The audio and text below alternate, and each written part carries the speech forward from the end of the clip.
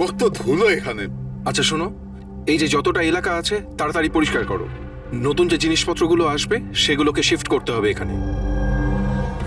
তুমি এদিকে পরিষ্কার করো। এসো এদিকে এসো, এটাকেও পরিষ্কার করো। তুমি ওদিকে যাও, আপনি ওদিকে যান।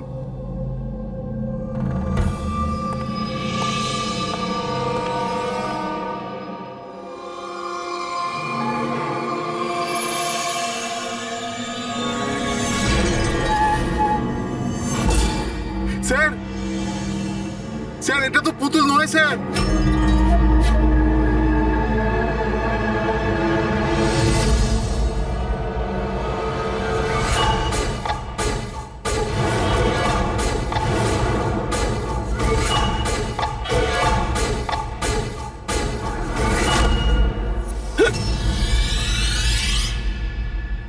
হ্যাঁ হ্যাঁ, আমি সবে ফ্ল্যাটে শিফট করেছি। না না, কোনো প্রবলেম নেই। Okay okay okay, not an issue. Thank you. Seema, হ্যাঁ বলুন। আমার টিফিনটা হ্যাঁ রেডি হ্যাঁ, আছে এই তো থ্যাংক ইউ থ্যাংক ইউ। খুব বার বেড়েছে না তোর? হ্যাঁ, কতবার বলেছি নিচে। এইটা কি হচ্ছে এখানে? আরে এই মানুষটা চেঁচাতেই থাকে। এই নে। আমার তো মুখ দেখে পুরো রাক্ষস মনে হয়। হ্যাঁ, সব সময় রেগে থাকে। কেন? কি জানি ম্যাডাম। আচ্ছা, এই জলের বোতল আছে, সাবধানে নিয়ে যাবেন। আর রাজমাটাও খেয়ে নেবে না। আমি তো ওর বাড়িতে আর কাজই করতে চাই না। হ্যাঁ, আমি তোকে বলেছিলাম না আমার পেছনে। হায় হায়, আবার মারতে শুরু করলো বেচারা বিদিতা দিদি। এই মানুষটা তো মরণ হলে বাঁচি। হ্যাঁ, মারধর করে না? চুপচাপ একটা ভেজা বেড়ালের মতো বাড়ির কোণে পড়ে থাকবি, নাহলে এত মার মারবো যে তুই সারা জীবন মনে রাখবি। বেশি কথা একদম বলবি না, চুপ কর।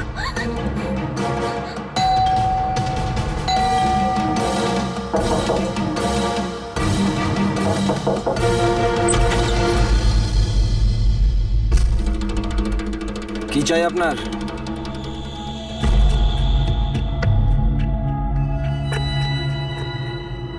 এই ভেতরে যা।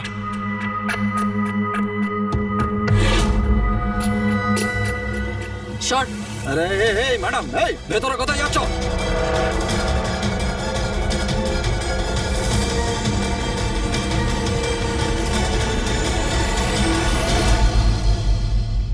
আমি সিআইডি অফিসার। যদি তোমার কোনো রকম কোনো সাহায্যের প্রয়োজন হয় তুমি নির্দ্বিধায় বলতে পারো।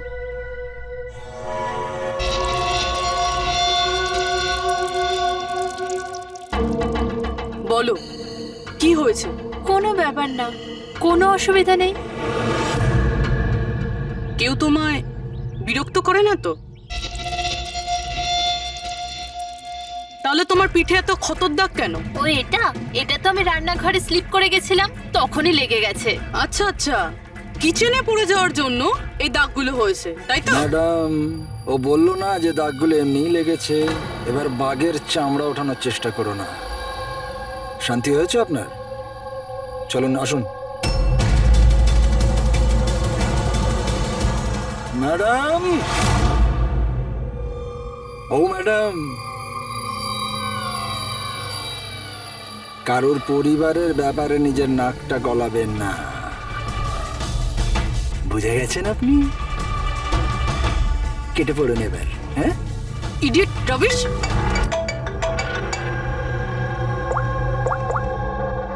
হ্যালো, ওকে। স্যার, এই পুরো জায়গাটা খুঁজে দেখেছি কিন্তু মেয়েটার মাথাটা কোথাও খুঁজে পাইনি। স্যার, শরীরে আর কোনো আঘাতের চিহ্ন নেই, শুধু এর গলাটা কাটা রয়েছে। গলা কেটেই মারা হয়েছে স্যার। স্যার, জানবো কি করে যে লাশটা আসলে কার? না কোনো আইডিয়া আছে, না এমন কোনো জিনিস যা থেকে জানতে পারবো এই বডিটা কার। কিন্তু স্যার, কেউ মাথা কেটেই কেন লুকোবে? এই মেয়েটা কে? কেউ কি জানে এর ব্যাপারে? হ্যাঁ না স্যার, আমরা তো কেউ চিনি না। আমরা নিজেরাই খুব চিন্তিত, এই লাশটা এখানে এলো কি করে। স্যার, তালা তো একদম ঠিক আছে, কেউ মনে হচ্ছে তালা খুলে লাশটাকে রেখে দিয়ে গেছে এখানে। এখানকার চাবি কার কাছে থাকে? স্যার, আমার কাছে আর এই শঙ্করে আমাদের স্টাইলিশ এর কাছে। চাবি তোমাদের দুজনের কাছে থাকে, তাহলে হতে পারে খুন তোমাদের মধ্যেই কেউ করেছে। কি বলছেন অফিসার? আমি কেন খুন করতে যাব? চাবি শুধু আমার কাছে থাকে না, ওর কাছেও থাকে। হ্যাঁ তো এর মানে আমি খুন করেছি নাকি? স্যার স্যার আমি খুন করবো কেন স্যার? আমি তো চিন্তামই না এনাকে, আর আমার চাবিও আমার কাছেই থাকে। হ্যাঁ স্যার, তা আমিও চাবি কাউকে দিইনি, আর আমার চাবি বেশিরভাগ সময় অফিসেই পড়ে থাকে। স্যার এখানের কোনো ভিতরের লোকই চাবি চুরি করে এইসব করেছে হয়তো। স্যার এই মেয়েটার যে কাপড় পরে আছে সেটা আমারই ডিজাইন করা স্যার। তোমার ডিজাইন করা ড্রেস ও পরেছে, আর তুমি জানোই না যে মেয়েটা কে? হ্যাঁ স্যার আমি জানি না মেয়েটাকে, কিন্তু এর লেটেস্ট ফটোগ্রাফ আমরা বীরকে পাঠিয়েছিলাম আমাদের ওয়েবসাইটে এর ফটোগ্রাফস আপলোড করার জন্য। এ বীরকে? বীর আমাদের ফটোগ্রাফার স্যার। তার মানে যা কিছুই করেছে তোমাদের মধ্যে কেউ করেছে। বাইরের কাউকে ইনভলভ করলে এখনই বলে দাও, নাহলে পরে কিন্তু সবাই ফেসে যাবে। এখনো সময় আছে। কি হলো, তুমি কিছু বলতে চাও? হ্যাঁ স্যার। কি? স্যার আমি হেমন্ত বাবুকে দেখেছিলাম অফিসে কারোর সাথে কথা বলতে। ওই লোকটাকে আমার ঠিকঠাক লাগছিল না। আমি ওনার ভিডিও তুলে নিয়েছি আমার মোবাইলে স্যার। ভিডিও? হ্যাঁ স্যার। দেখাও তো।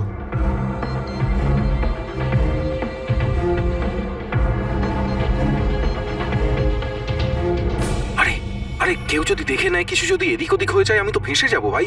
আসবে তো তখন যখন কেউ দেখতে পাবে। 10 মিনিটের মধ্যে এখান থেকে বেরিয়ে যাব। রাখো। আচ্ছা কি চাই তোমার? একটা মডেলের ফটো নিতে হবে। কার লাগবে সেটা আমি নিজেই দেখে নেব। আচ্ছা ঠিক আছে, দেখো ওই চেয়ারের নিচে আছে, গিয়ে নিয়ে নাও। চাও চাবি? চাবি কিসের জন্য? প্রশ্ন নয়, শুধু কাজ। আচ্ছা ঠিক আছে, এ নাও।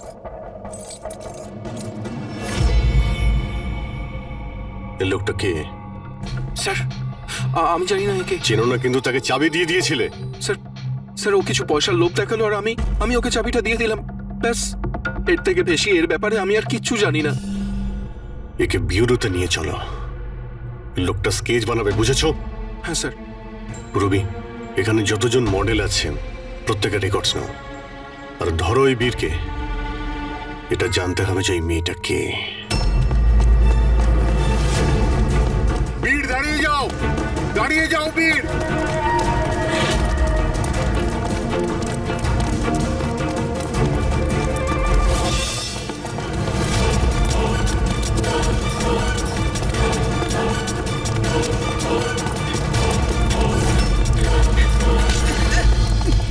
পালিয়ে কোথায় যাবি বল? বল বসের স্ত্রী কোথায় আছে? বস? কে বস? কার স্ত্রী? আমি কারোর স্ত্রীকে চিনি না। আর তোমরা কারা? মনে হচ্ছে সবাই এরকম মানবি না তুই।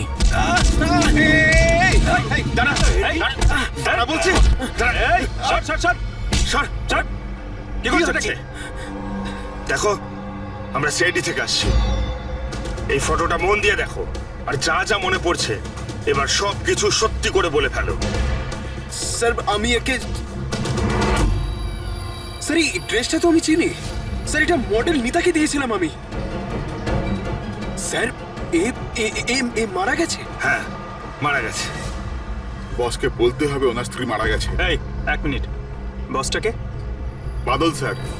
এই বেটা মেরে চোর বউকে। স্যার ও মিথ্যা কথা বলছে। আরে আমি কাউকে কেন মারবো? স্যার ও মিথ্যা কথা বলছে। স্যার আমি কেন কাউকে মারতে যাব? মিথ্যা কথা বলছে স্যার। আচ্ছা, তোমার এরকম কেন মনে হচ্ছে যে এই মেরেছে? বস বলেছিল যে ওনার স্ত্রীর সাথে এর চক্কর আছে।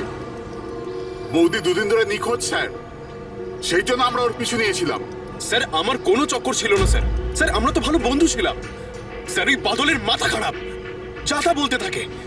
আর নিতা আমাকে অনেকবার বলেছিল যে ওকে মারধর করে, টর্চার করে। স্যার স্যার ও ওকে খুব ঘৃণা করত। ফ্রেডি স্যার, মনে হচ্ছে নিতাকে এই বাদলই মেরেছে। আমি এসএপি স্যারকে এটা ফোন করে বলছি যে ওর ওয়াইফ। কোথায় থাকে তোমাদের এই বাদল স্যার?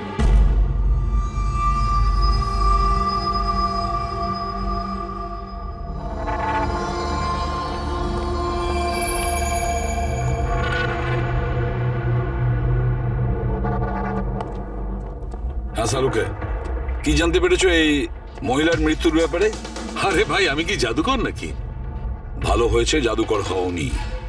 আরে কিছু তো পেয়েছো সেটা বলো না। অনেক ধরনের টেস্ট করেছি, কিন্তু বস এই মেয়েটির মৃত্যুর আসল কারণ কি সেটা জানা যায়নি। আসল কারণ মানেটা কি?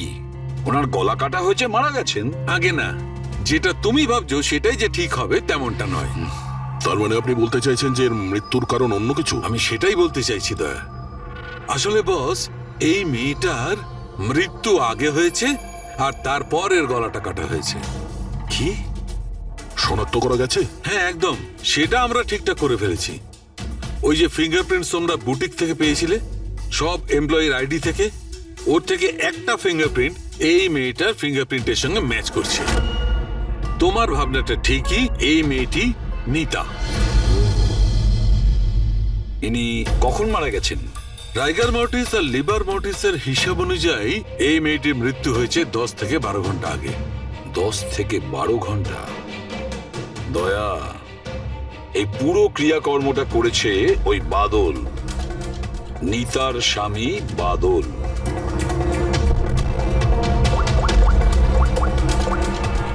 অভিজিৎ,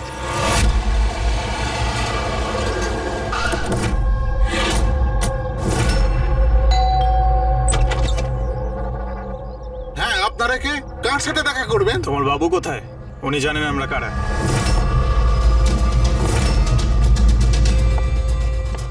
ওহো, মডেলিং এর পাশাপাশি ক্রিকেটও।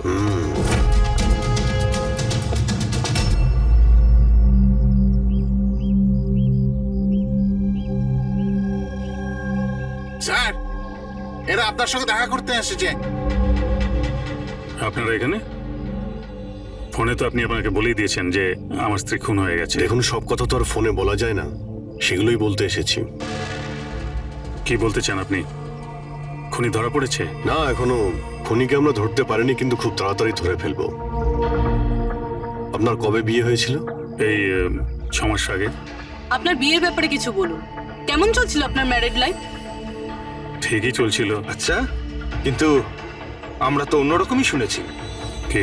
এটাই যে আপনাদের মধ্যে প্রায় নাকি ঝামেলা হতো? না স্যার, এরকম তো কিছুই হয়নি। তাহলে মডেলিং স্টুডিওর লোকেরা কেন বললো যে আপনাদের মধ্যে প্রায় নাকি ঝামেলা লেগেই থাকতো? আমি জানি না স্যার। এমন কি হয়েছিল যে আপনি আপনার ওয়াইফকে সন্দেহ করতে বাধ্য হয়েছিলেন? উনি কি আপনাকে ঠকাচ্ছিলেন নাকি? লিসেন অফিসার, আমার স্ত্রী ঠিক ভুল সবই বুঝতো। এর জন্য ও যেখানে যেত, যা কিছু করতো, তার সঙ্গে আমার কোনো লেনদেন ছিল না। ও আচ্ছা, তাহলে আপনি ওনার পিছনে গার্ড কেন পাঠাতেন? ফলো করার জন্য? দেখুন স্যার, আমি একটা বড় ঘরের ছেলে, আর নিতার মা বাবা এটা চাইতো যে ওর বিয়ে একটা ভালো পরিবারে হোক আর ওর জীবন বদলে যাক, আর ও এসব ফালতু কাজ ছেড়ে দিক। কিরকম ফালতু কাজ? এই মডেলিং আমার এসব একদম পছন্দ ছিল না, আর আমি এসব বিয়ের পরই জানতে পেরেছি।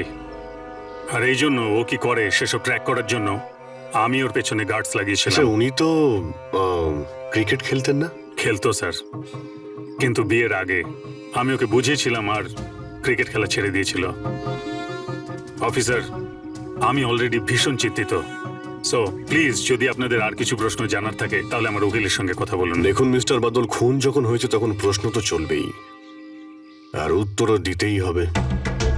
সে আপনি দিন বা আপনার উকিল দিক। স্যার স্যার স্যার এই স্যার, স্কেচ তৈরি হয়ে গেছে।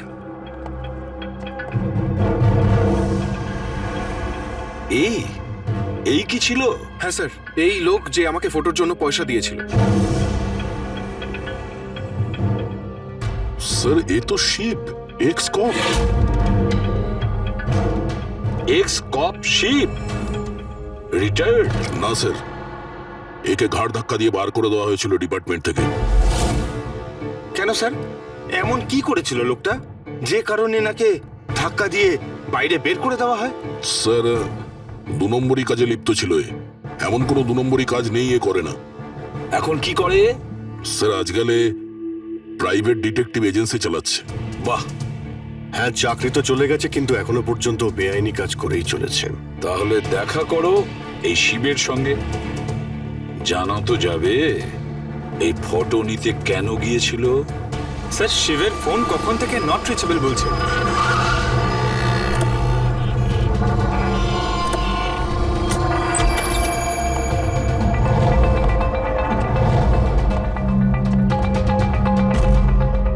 স্যার, যেভাবে এখানে সব ছড়িয়ে ছিটিয়ে আছে মনে হচ্ছে কাজের জিনিস যেটা সেটা নিয়ে পালিয়ে গেছে। তবে একটা কথা জেনে রাখো ফ্রেডি, আর এই কথাটা কিন্তু খুবই সত্যি, খুনি যতই চালাক হোক না কেন প্রমাণ সে রেখে যাবেই। অভিজিৎ, এই দেখো, মনে হচ্ছে অনেকদিন ধরেই ফলো করছে নিতাকে। আমার তো মনে হয় খুনেই করেছে। যদি নাও করে থাকে, খুনের ব্যাপারেও অনেক কিছুই জানে।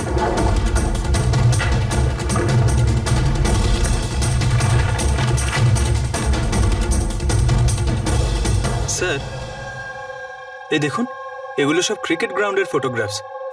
এতে তো এই নিতাও আছে। ফটোতে তো ডেট আর টাইমও আছে, কয়েকদিন আগে গেছে। নিতা এখনো ক্রিকেট খেলতো, এই কথাটা বাদল কি জানতো না নাকি? নিতা কি বলেনি ওকে? অভিজিৎ, আরো অনেক কিছু আছে যেটা ওর স্বামী জানতো না। এই দেখো, ফটোগ্রাফার বীর আর নিতার মধ্যে ভালোবাসার সম্পর্ক ছিল। ক্রিকেট গ্রাউন্ডে যাই, হয়তো ওখানে গিয়ে বীরের ব্যাপারে কিছু জানতে পারবো।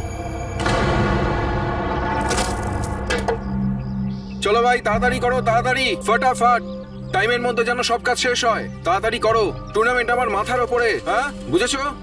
তাড়াতাড়ি কাজ শেষ হওয়া চাই। এই পিচের প্রশংসা সারা শহরে হওয়া চাই। This should be the best pitch. ফটাফট করো, ফটাফট। এই শোনো, আমরা সিআইডি থেকে আসছি। সিআইডি? আপনার এখানে একজন মেয়ে ট্রেনিং এর জন্য আসতো, তার খুন হয়ে গেছে। নিতা, রাইট? আপনি কি করে জানলেন? আর সব মেয়েরা এসছে শুধু নিতাকে ছাড়া, এই জন্য। আপনি চেনেন নিতাকে? আমি তো বেশি লোককে জানি না, তবে হ্যাঁ, নিতাকে জানতাম। কি করে চিনতেন ওকে? বিশেষ কোনো? খুব স্পেশাল ছিল, একদম ব্রিলিয়েন্ট স্টুডেন্ট, সবসময় হাসি হাসি মুখ করেই থাকতো। নিতা কখনো কাউকে গালিগালাজ বা কোনো খারাপ কথা কখনো বলেনি। ওর মৃত্যুর কথা শুনে খুব খারাপ লাগছে স্যার। আপনি ওর সম্পর্কে আরো কিছু বলতে পারবেন? মানে ওর ম্যারিড লাইফের সম্পর্কে কিছু জানেন আপনি? ম্যারিড লাইফ আমার মনে হয় না ওর ভালো ছিল।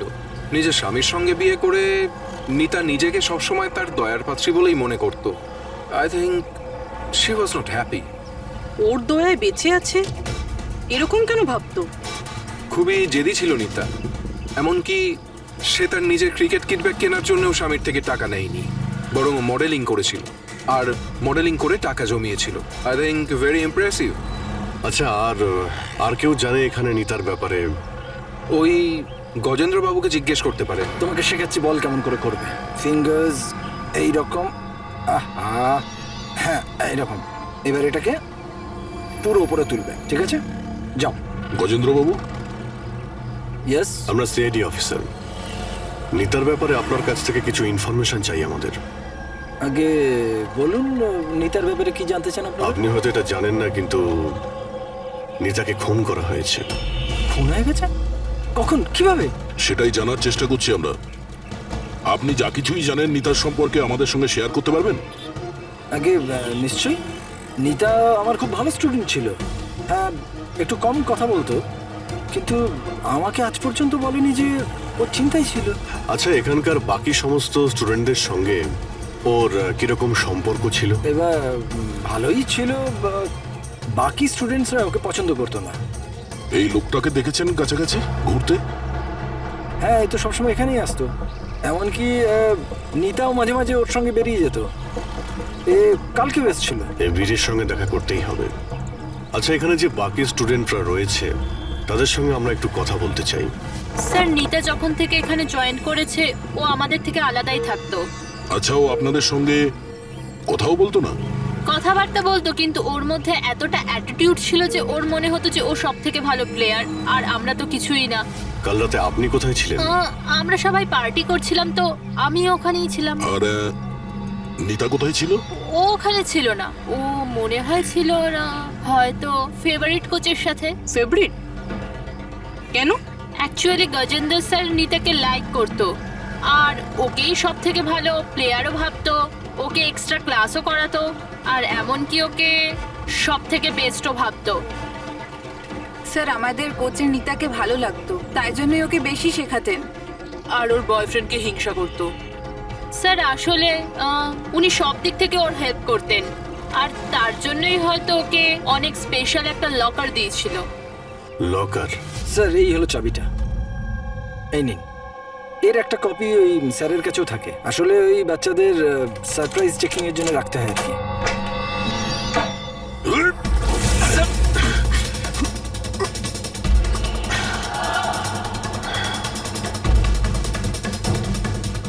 এ তো শিব।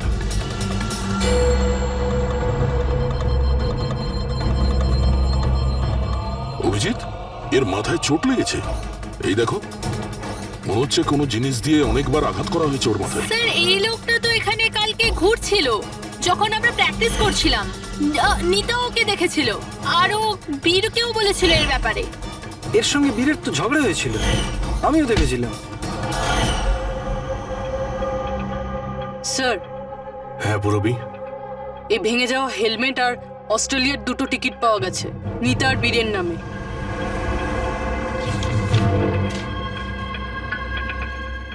এই বীর নিতার সঙ্গে অস্ট্রেলিয়াতে পালানোর প্ল্যান করেছিল। এগুলো কি? হ্যাঁ, এই ফটোগ্রাফ দেখতে পাচ্ছ আর এই 2টো টিকিট, এসব দেখার পরেও তুমি বলবে যে তোমার সঙ্গে নিতার অ্যাফেয়ার ছিল না? স্যার আমি বললাম না যে আমরা দুজন ভালো বন্ধু ছিলাম? এই চুপ! মিথ্যের পর মিথ্যে বলে যাচ্ছে। নিতার তুমি বন্ধু ছিলে? হ্যাঁ, ভালোই যদি বন্ধু ছিলে এরকম কেন ছবি তুললে? বলো, কেন তুমি মেরেছো শিবকে? কেন মেরেছো? শিবের সঙ্গে তোমার ঝগড়া হয়েছিল তো? হ্যাঁ, কে? আর ওই ঝগড়ার জন্য শিবকে মেরে দিলে? হ্যাঁ, আমি তোমাকে কিছু জিজ্ঞাসা করছি। না স্যার, আমার ঝগড়া হয়েছিল শিবের সাথে, কিন্তু আমি ওকে মারিনি। হ্যাঁ, মানে ঝগড়া হয়েছে তোমার সঙ্গে আর ওকে মেরেছে অন্য কেউ?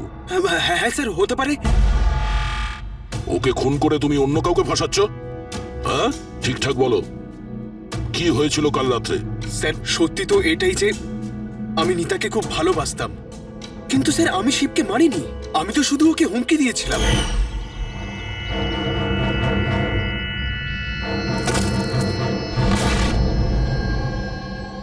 হোয়াট ইজ এর প্রবলেম নিতা? স্যার আমার 1 মিনিটের ব্রেক চাই। আরে কেন চাই তোমার ব্রেক? কি হয়েছে তোমার? কি হয়েছে? চোট লেগেছে নাকি? স্যার আমার চোট লাগেনি, জাস্ট হেলমেটটা ভেঙে গেছে, আমি রেখে আসছি।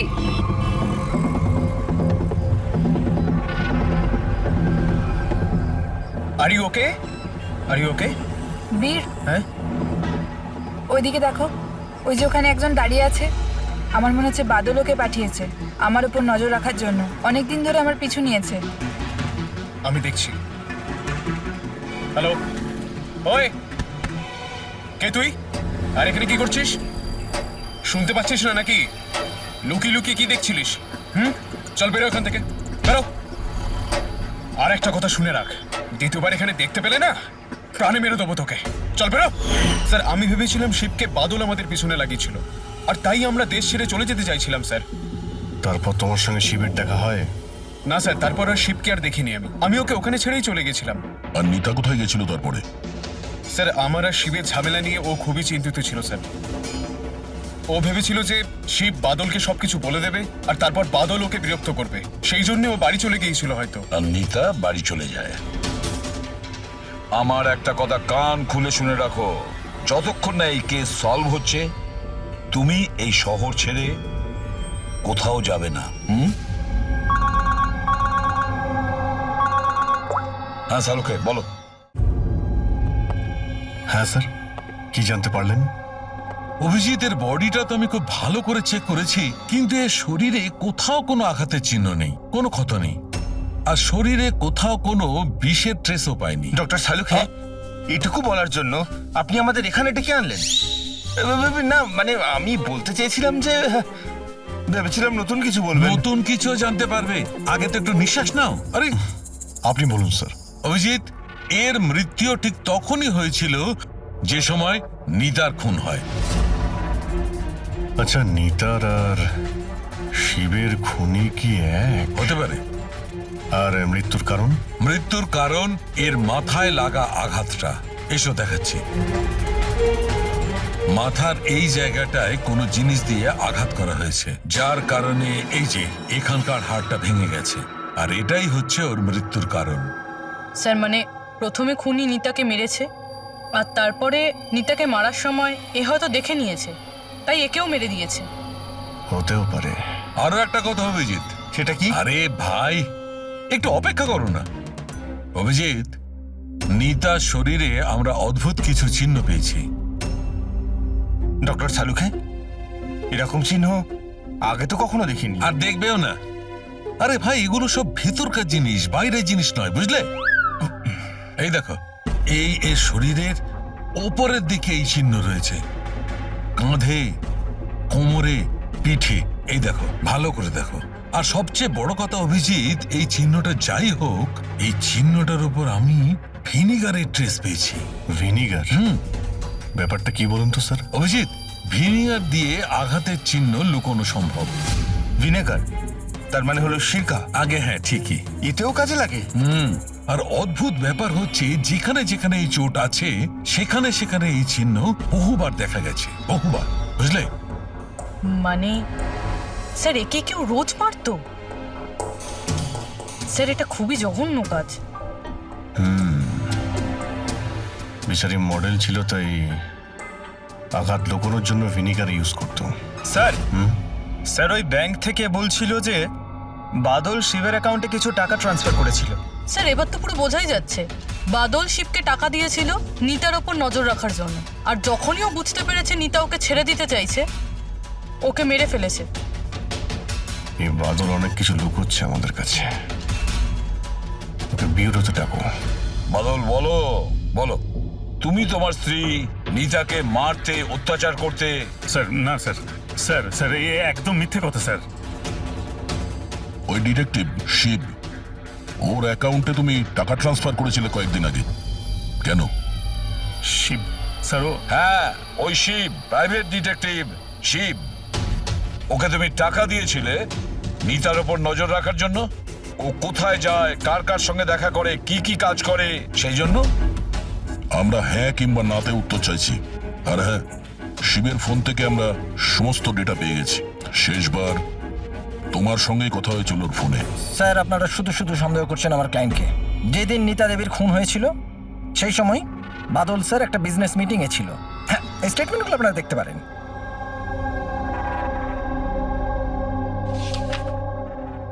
আরে উকিল বাবু, এসব আপনি কি দেখাচ্ছেন আমাদের? এরকম মিথ্যে স্টেটমেন্ট আমরাও আপনাকে দেখাতে পারি, এগুলো আপনার কাছে রাখুন। অভিজিৎ, এই উকিল পুরো রেডি হয়ে এসেছে এসব স্টেটমেন্ট নিয়ে। ও জানতো যে আমরা বাদলের কাছে নিতার খুনের ব্যাপারে জিজ্ঞাসাবাদ করব।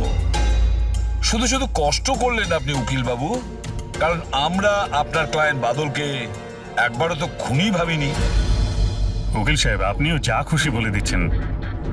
স্যার স্যার আমি মানছি যে আমি শিবকে হায়ার করেছিলাম, ওর অ্যাকাউন্টে টাকাও ট্রান্সফার করেছিলাম, কিন্তু স্যার আপনারা এটা বিশ্বাস করুন না, আমি আমার স্ত্রীকে মারতাম না, আমি ওকে খুন করিয়েছি। লাস্ট শিবের সঙ্গে কি কথা হয়েছিল? স্যার ওই স্যার এই আমার কাছে রেকর্ডিং আছে, কারণ আমি বলেছিলাম যে যা কিছু কথা বলবেন রেকর্ড করে নেবেন। এই যে মিস্টার বাদল, আপনি আমার সাথে এক্ষুনি দেখা করুন, কারণ আমার প্রাণে ঝুঁকি আছে আর আমি আপনাকে কিছু বলতেও চাই। স্যার এরপর আমি ওর সঙ্গে অনেকবার কন্ট্যাক্ট করার চেষ্টা করেছি, কিন্তু ও ফোনই ধরেনি। এই কথাটা তুমি আগে কেন বলনি পুলিশকে? স্যার স্যার অ্যাকচুয়ালি আমি ভীষণ ভয় পেয়ে গেছিলাম। এটাও তো হতে পারে যে ও তোমার সম্পর্কে কিছু জানে, হ্যাঁ? সেই কারণে তুমি ভয় দেখিয়ে ওকে দিয়ে রেকর্ডিংটা করিয়ে নিয়েছো। তারপরে ওকে মেরে ওই ক্রিকেট গ্রাউন্ডে ড্রেসিং রুমে ওর লাশটাকে লুকিয়ে দিয়েছিলে, যাতে কারো তোমার উপর সন্দেহ না হয়। আন্দাজে ঢিল মেরে কোনো লাভ নেই স্যার, যতক্ষণ না আপনাদের কাছে উপযুক্ত প্রমাণ। মেরে আমরা কথা বলি না উকিল বাবু, উপযুক্ত প্রমাণ চাইছেন তো সেটা খুব তাড়াতাড়ি আপনার সামনে পেশ করা হবে। এখন আপনারা যেতে পারেন। থ্যাংক ইউ, চলুন স্যার। কড়া নজর রাখো এদের ওপর। দুজনের মধ্যে কেউ তো মিথ্যে কথা বলছে, হয় বাদল না হয় বীর। স্যার এটা বাদল করেনি, ওই জন্য তো শিবের রেকর্ডিং করেছে, যাতে অন্য কাউকে ফাঁসাতে পারে। স্যার খুনি এই বীরও তো হতে পারে, কারণ ও নিতাকে ভালোবাসতো। তোমরা এটা কেন ভাবছো না যে খুনি গজেন্দ্র হতে পারে, ওই কোচ? কারণ ও তো একতরফা ভালোবাসতো নিতাকে। স্যার আমার মনে হয় এটা বাদলই করেছে। স্যার আপনি নিতার শরীরে আঘাতের চিহ্নগুলো দেখেননি? ডক্টর সালুঙ্কেও তো বলেছে কেউ ওকে রোজ মারধর করতো, রোজ অত্যাচার করতো। স্যার এটা বাদলই কিন্তু করেছে। বীর এটা বললো যে নিতা কখনোই ওকে বলেনি যে বাদল ওকে খুব মারধর করতো।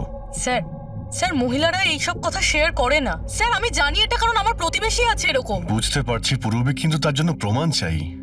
বাদলের বিরুদ্ধে আমাদের কাছে কোনো পোক্ত প্রমাণ নেই। পুরবী, আমার মনে হয় তোমার একটু রেস্টের প্রয়োজন।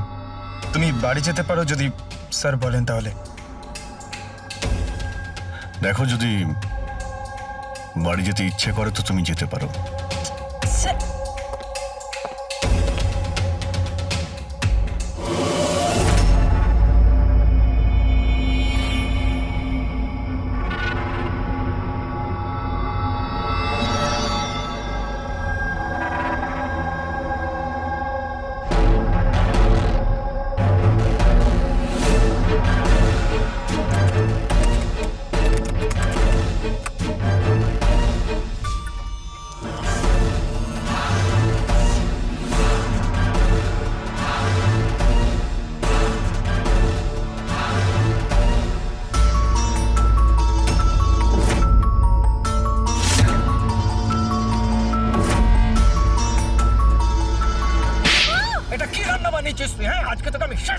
আজ তো এর একটা শেষ দেখেই ছাড়বো।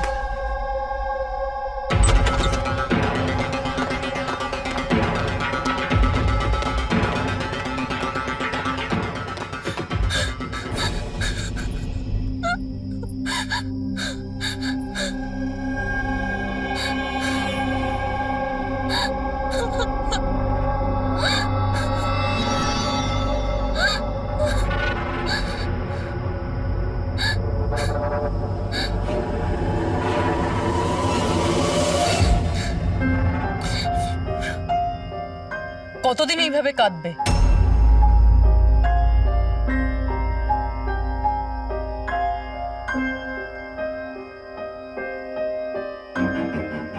এই লড়াইটা তোমায় নিজেকেই লড়তে হবে।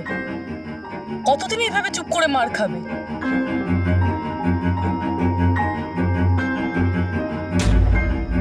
কিরকম নির্দয়ের মতন মেরেছে। একজন মানুষ এত নীচ হয় কি করে? না না, এটা উনি মারেননি। মানে যখন উনি মারছিলেন তখন আমি বাঁচার জন্য হাত তুললাম, ব্যাস তখনই এই আঘাত লাগলো। এখন এই আঘাতগুলো লুকিয়ে কোনো লাভ নেই। সাহসের সাথে কাজ করো, আরও সম্মুখীন হও। কালকে সকালে গিয়েই ওর নামে পুলিশে রিপোর্ট লেখাও। এটা আপনি কি বলছেন? আমি আমার স্বামীর বিরুদ্ধে কি করে কমপ্লেন করতে পারি? আমি ওনাকে ছাড়তে পারবো না। কেন? মানে সারা জীবন ধরে মার খেতে থাকবে, তাই না? মা আয়।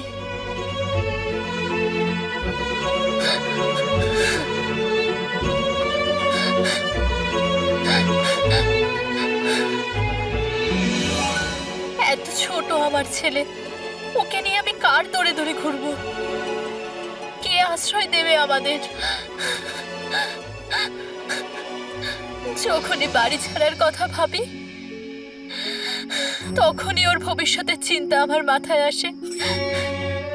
কি হবে ওর? কোথা থেকে আনবো টাকা? এর চিন্তা না থাকলে কবে নিজের স্বামীকে ছেড়ে দিয়ে চলে যেতাম। এত মার তো সহ্য করতে হতো না বসে বসে।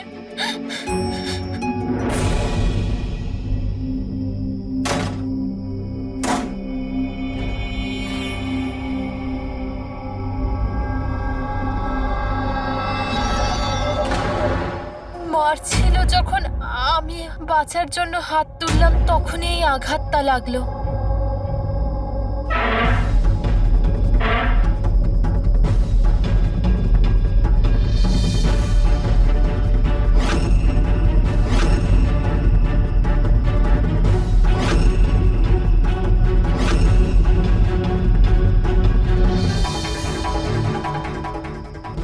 নিতার তো অ্যাফেয়ার ছিল বীরের সাথে, আর ও বাদলকে ছেড়ে অস্ট্রেলিয়াও চলে যাচ্ছিল।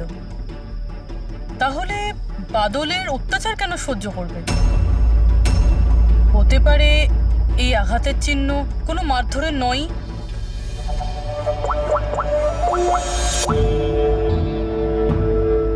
সালুঙ্কে স্যার, আমি আপনার সাথে এখনই দেখা করতে চাই, কিছু জরুরি কথা আছে। হ্যাঁ বলো, কি বলছো? স্যার স্যার আমার এতদিন মনে হতো বাদল নিতাকে মারতো। তো তো হিউম্যান রিফ্লেক্স অ্যাকশনে এই হাত দুটো সামনে আসা উচিত নিজেকে বাঁচাতে। তো আঘাতের চিহ্ন এখানে হবে না? হ্যাঁ ঠিকই তো, যেরকম বিনীতার হাতে আছে। রাইট। কিন্তু স্যার নিতার আঘাতের চিহ্ন ওর আঙুলের ওপর, ওর কোমরে আর ওর পায়ে রয়েছে। তাহলে এই আঘাতটা ওর ক্রিকেটের পিচে লাগেনি তো? রাইট পূরবী, তুমি যা বলছো একদম ঠিক। আমারও মনে হচ্ছে এই ধরনের চোট বলের আঘাতে হয়েছে। আচ্ছা, ওই যে মেয়েটা মডেলিংও তো করতো, তাহলে ও নিজের এই চোটের চিহ্নগুলো ভিনিগার দিয়ে লুকোতো। স্যার স্যার আরেকটা ফেভার চাই। বলো। 1 মিনিট স্যার, এইটা আরেকবার চেক করে নিন।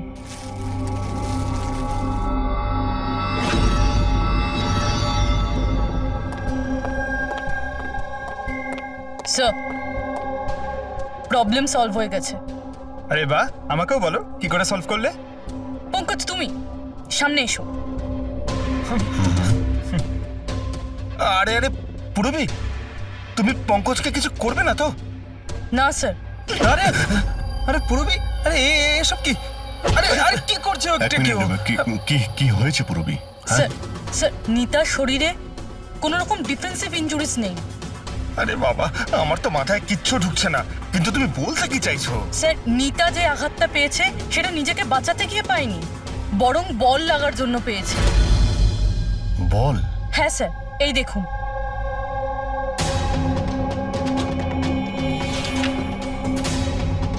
অভিষেক, স্মৃতি, বৈভব, এরা আবার কারা? স্যার এরা সেই ক্রিকেটার যাদের মৃত্যু ফাস্ট বল লাগার জন্য হয়েছে, মাথায় লাগার জন্য। আমি এটা ডক্টর সালুঙ্কেও দেখিয়েছি, আর ওনাকে জিজ্ঞেস করেছি যে নিতার সাথে এরকম কিছু হয়েছিল কিনা। উনি কি বললেন তাতে? স্যার সালুঙ্কে স্যার সাপোর্ট করেছেন। উনি বলেছেন যে বল লাগার জন্য যে কোনো কিছু হতে পারে, brain damage, spinal cord injuries, যা খুশি, 1 সেকেন্ডে মৃত্যু হতে পারে।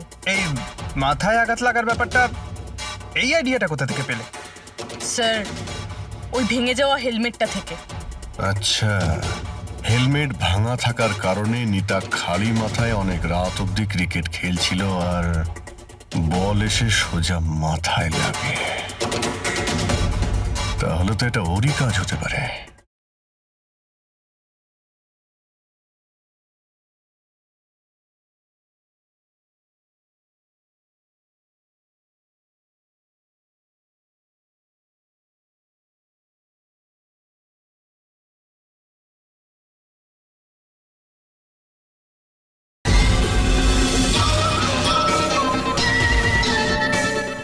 এটা আপনি কি করছেন স্যার? কি করছেন আপনি? স্যার আমি যখন কোনো ভুল করিনি তখন হাত করা কেন? খুন করেছো তুমি, নিতাকে খুন, তাই হাত করা তো পড়াতেই হবে। আপনাকে আমি আগেও বলেছি যে নিতা আমার ফেভারিট খেলোয়াড় ছিল। ফেভারিট স্টুডেন্ট ছিল, সেই কারণে এক্সট্রা কোচিং দিতে, হ্যাঁ? হেলমেট ছাড়া প্র্যাকটিস করাতে, মাথায় বল মেরে খুন করে দিয়েছো, তারপরে ওর বডি থেকে গলা কেটে লুকিয়ে দিয়েছো ওই বুটিকে। না স্যার, কাজটাও হয়ে গেল আর কেউ সন্দেহ করলো না। কি আপনারা মিথ্যে গল্প বানিয়ে আমাকে ফাঁসাচ্ছেন, কিন্তু আপনাদের কাছে আছেটা কি এটা প্রমাণ করার জন্য? ঠিক আছে, সেটাও দিয়ে দিচ্ছি।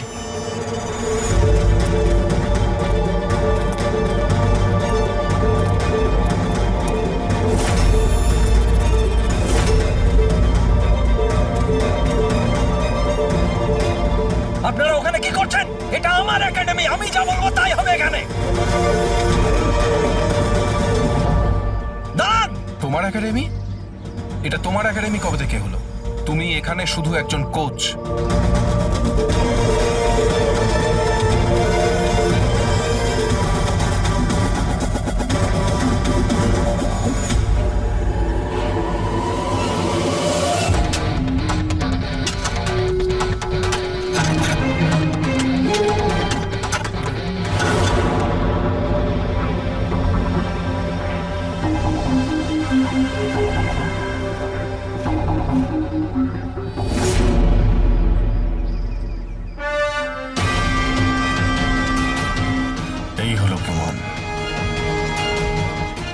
থেকেই আমরা বুঝে গেছিলাম যে এই পিচ ছাড়া আর ভালো জায়গা হবে না তোমার নিতার মাথাটা লোকানোর জন্য।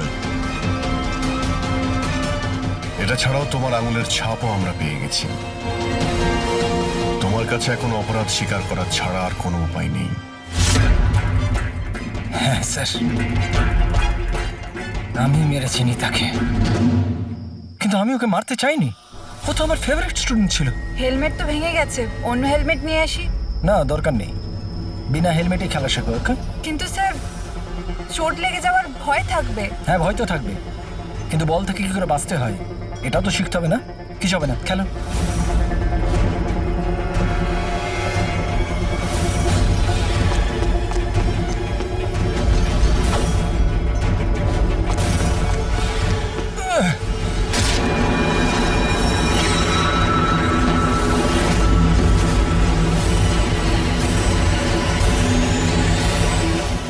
স্যার, আমি খুব ঘাবড়ে গেছিলাম। আমার মনে হয়েছিল আমার পুরো ক্যারিয়ারটা নষ্ট হয়ে যাবে। এটা তো একটা অ্যাক্সিডেন্ট ছিল না? তাহলে বডিটা লুকানোর কি দরকার ছিল? কে বিশ্বাস করতো যেটা অ্যাক্সিডেন্ট একটা? কে বিশ্বাস করতো? তুমি ওর মাথাটা কেটে কেন লুকিয়েছিলে? নিতার মাথাতে বল লেগে গেছিল, আর ওই বলের চিহ্নটার মাথায় ছিল। আমার মনে হয়েছিল আমি ধরা পড়ে যাব, তাই জন্য মাথাটা কেটে ওটাকে লুকিয়ে দিয়েছিলাম। শিবকে খুন করলে কেন তুমি? কিছুদিন আগে শিব আর বীরের ঝগড়া হয়েছিল, কারণ শিব নিতার উপর নজর রাখতো, আর এই ব্যাপারটা আমি জেনে গেছিলাম। তাই আমি ভাবলাম ও বোধহয় আমাকে দেখে নিয়েছে। বস, আমি আপনার সাথে দেখা করতে চাই, একটা খুব দরকারি কথা আছে। কিন্তু আমি সত্যি বলছি স্যার, এটা সত্যি একটা অ্যাক্সিডেন্ট ছিল। আমি জেনে শুনে ওকে মারিনি। শিবকে তো তুমি ইচ্ছে করে খুন করেছিলে। দুটো অপরাধ করেছো তুমি। তোমার বিচারটা এবার আদালত করবে। আসুন, কাম কাম কাম।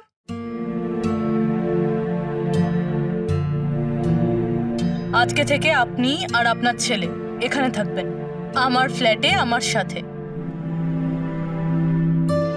আমি তো বুঝতেই পারছি না যে আমি আপনাকে ধন্যবাদ কি করে জানাবো। আপনার ধন্যবাদ দেওয়ার কোনো প্রয়োজন নেই। আমি যা কিছু করছি নিজের জন্য করছি। নিজের জন্য? মানে? মানে আমি এখানে একা থাকি, একদম একা। এখন তোমরা এসে গেলে তো আমারও কোম্পানি হয়ে যাবে। আজকে থেকে না আপনার গায়ে কেউ হাত তুলবে, না আপনাকে আপনার ছেলের ভবিষ্যতের জন্য কোনো রকম চিন্তা করতে হবে।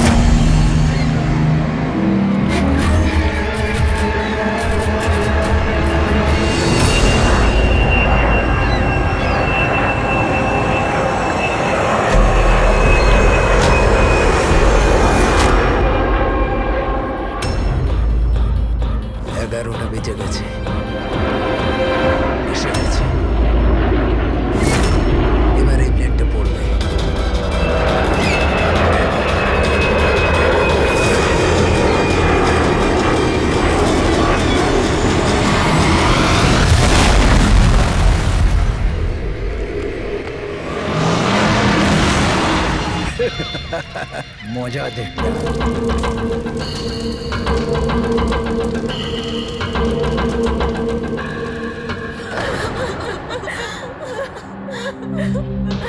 তো প্লেনে আপনাদের তিনজনের হাজবেন্ড ছাড়া শুধু পাইলট ছিল?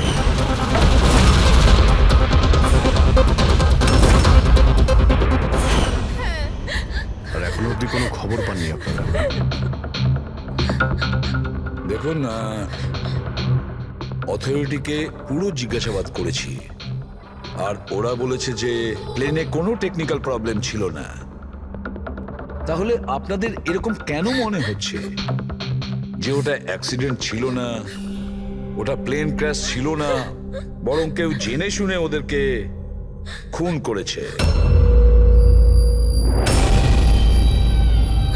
ওনাকে অনেক দিন ধরে কেউ ফোন করে হুমকি দিচ্ছিল। দেখুন, আপনাদের হাজবেন্ড তো নামি দামি বিল্ডার্স, তাই হুমকি দেওয়া ফোন তো আপনাদের আসতেই পারে, তাই না? কিন্তু এক্স্যাক্টলি কি হয়েছিল বলুন তো আপনারা।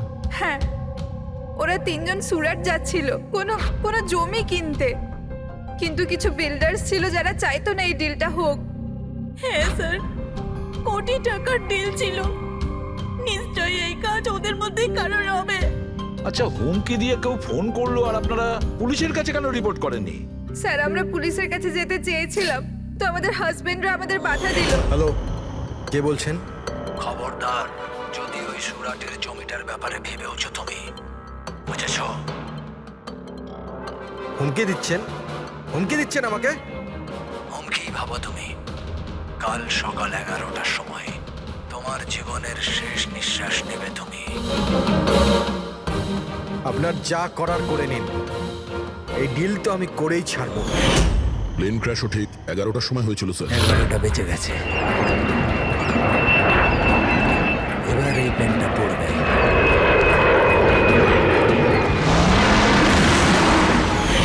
এটা কোনো কাকতালীয় ঘটনা হতে পারে না। আপনিই বলুন স্যার, যে একটা জমির টুকরো কারোর জীবনের থেকে বড় হতে পারে কি? দেখুন, আমি আপনাদের প্রমিস করছি, যারা এই কাজটা করেছে তাদেরকে আমরা শাস্তি দিয়েই ছাড়ব।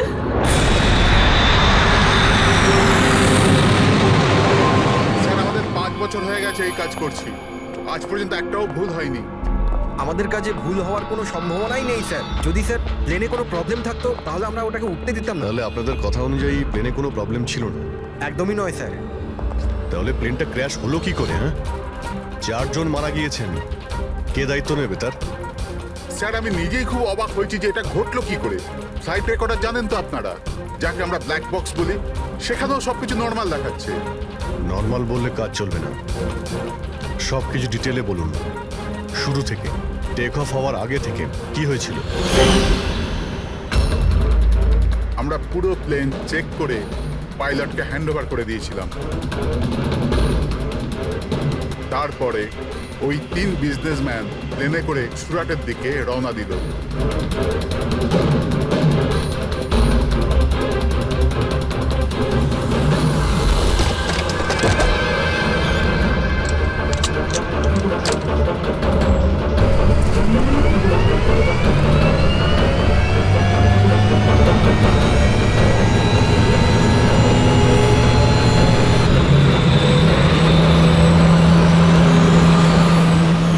টেক অফের পারমিশন রেডিওর ফ্রিকোয়েন্সি থেকে পাই, মেন টাওয়ার থেকে।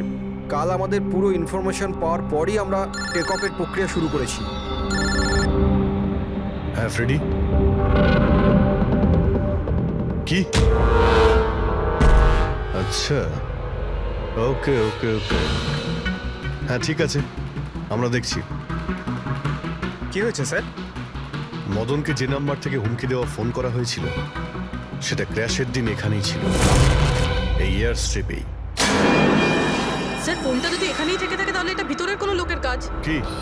হ্যাঁ না স্যার, আমরা কাউকে কোনোদিন হুমকি দিয়ে ফোন করিনি। তোমরা না করলে কি বাইরের কেউ এসে করে গেছে? এই তোমাদের সিকিউরিটি এয়ার স্ট্রিপের। যদি ওই লোকটা এখানে এসে থাকে তাহলে কিছু না কিছু তো এখানে নিশ্চয়ই ফেলে গেছে। চেক করে দেখি। স্যার, এই জায়গাটা তো পুরো পরিষ্কার। ও যদি কোথাও লুকায় তাহলে ওই হ্যাঙ্গারের কাছে কোথাও লুকিয়েছিল। ঠিক আছে, ওখানে দেখি। আপনারা আসুন আমাদের সঙ্গে।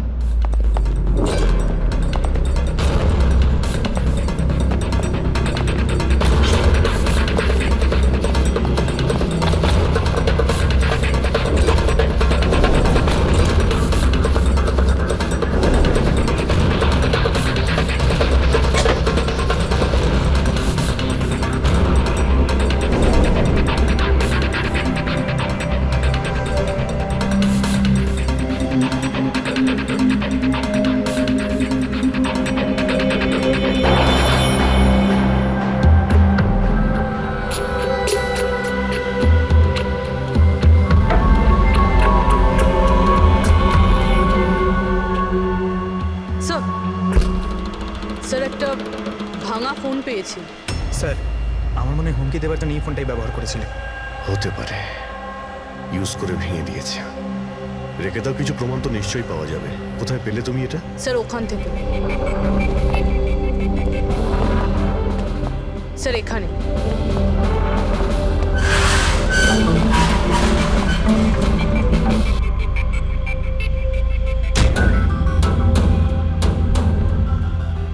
স্যার এই দেখুন, এখানে কানের মতো কিছু একটা দেখা যাচ্ছে। হ্যাঁ, তুমি তো ঠিকই বলেছ। ফোনটাও এখানে পাওয়া গেল, আর এই চিহ্ন। এমনটা নয় তো যে ওই অপরাধী এখানে হেলান দিয়ে ফোনে কথা বলছিল আর আমাদের জন্য ও প্রমাণ রেখে গেছে এখানে। একটা কাজ করো, এর ছবি তুলে নাও। স্যার কানের চিহ্ন দিয়ে কিছু বোঝা যাবে? আরে কিছু না কিছু তো পাওয়া যাবে। ডক্টর সালুকাকে দেব, উনি শিওর কিছু করবেন।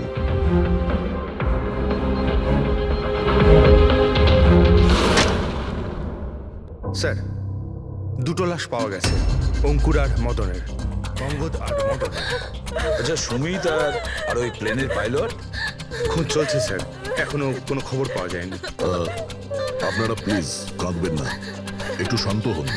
দেখুন, আমি আপনাদের কথা দিচ্ছি, আপনাদের স্বামীকে যারা খুন করেছে তারা আমাদের হাত থেকে বাঁচতে পারবে না। স্যার, হ্যাঁ স্যার এই ফোনটা পেয়ে গেছি, যে ফোন থেকে হুমকি দেওয়া ফোনটা করা হয়েছিল। কিন্তু স্যার আমরা ওখানে পৌঁছানোর আগেই খুনি এই ফোনটা ভেঙে দিয়েছে, যাতে আমরা ওর অবধি পৌঁছতে না পারি। স্যার আমরা জানি এটা কে করেছে। চেনেন আপনারা কে কে খুন করেছে? রণদীপ আর শশী। রণদীপ আর শশী কারা? হ্যাঁ স্যার এই দুজন বিল্ডার্স, এরা চাইতো না যে আমাদের তিনজনের স্বামী এই ডিলটা করুক। জানতাম, আমরা জানতাম যে এই ঘটনার পুরো দোষ আমাদের ঘাড়েই চাপানো হবে। আপনাদের পরিচয়? স্যার এরাই দুজন হলো সেই খুনি, রণদীপ আর শশী।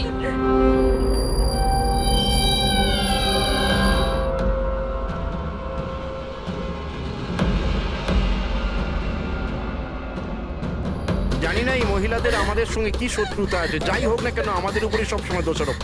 আর আগেও একবার এরা আমাদের মিথ্যে অভিযোগে গ্রেফতার করিয়েছিল। আচ্ছা, কোন অপরাধে গ্রেফতার করিয়েছিল আপনাদের? আমাদেরও একটু বলুন। স্যার প্রথমবার যখন অঙ্কুরকে কল করে হুমকি দিয়েছিল, তো আমি পুলিশে রিপোর্ট লিখিয়েছিলাম এই রণদীপের বিরুদ্ধে। আর পুলিশ আমাকে গ্রেফতারও করেছিল, কিন্তু পরে আমি নির্দোষ প্রমাণিত হই। হ্যাঁ স্যার, আসলে ওই হুমকি দেওয়া ফোন ওই গ্রামবাসীদের ছিল, যাদের জমি এরা নিতে চেয়েছিল। হ্যাঁ, ওই গ্রামের লোকগুলো তো এখনো জেলেই আছে। তো এই বাজে কাজটা তোমরা ছাড়া আর কে করতে পারে? দেখলেন স্যার, আবার আমাদের ওপর অভিযোগ। যদি আমরাই হামলা করে থাকি তাহলে সিআইডির কাছে আমরা কেন আসবো? কোনো ব্যাপার না, খুব তাড়াতাড়ি সমস্ত সমস্যার সমাধান হয়ে যাবে। হ্যাঁ, কারণ আমরা ওখানে অপরাধীর কানের চিহ্ন পেয়েছি। আর ব্যাস, সেটা থেকে তো আমরা পুরোটা জেনেই যাব যে খুনি কে। এই দেওয়ালে যে কাঁচা রং ছিল, ওখানে এই যে কানের ছাপটা দেখা যাচ্ছে, এই কানের ছাপটা দেখো। কিছু দেখতে পাচ্ছ এতে? ওই কানের প্রিন্টে স্টারের মতন দেখতে কিছু ইমপ্রিন্ট আছে। আরো একটা কথা, এই যে অপরাধী, এ সমুদ্রের আশেপাশে থাকে। এইটা কিভাবে জানতে পারলেন স্যার?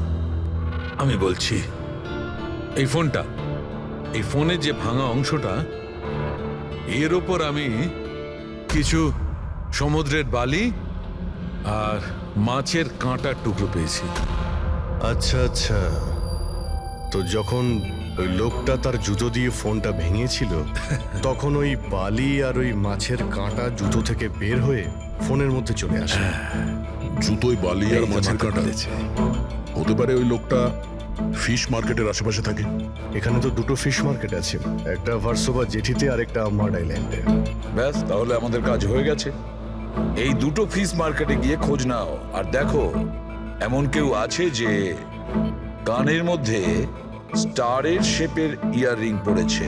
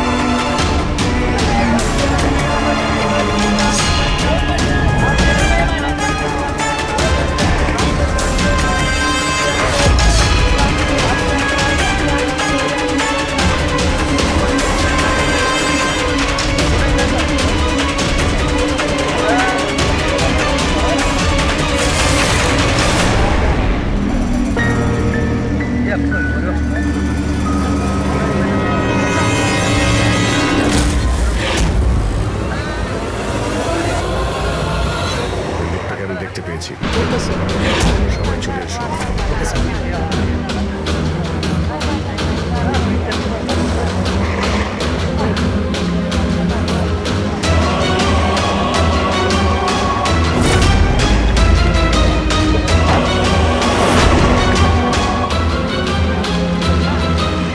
কারোর সঙ্গে মিটিং হওয়ার কথা।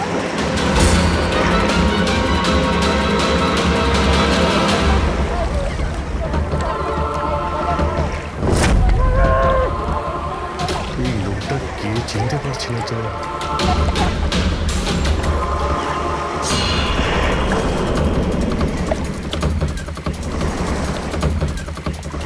স্যার এটা তো সচিন। এয়ারপোর্ট অথরিটিজ মরে যাওয়া পাইলটদের লিস্টে এর ছবি দেখিয়েছিল। এই পাইলটটা সচিন, সচিন বেঁচে আছে। স্যার ও যদি প্লেন ক্র্যাশে মারা না যায় তাহলে এই এখানে লুকিয়ে কি করছে?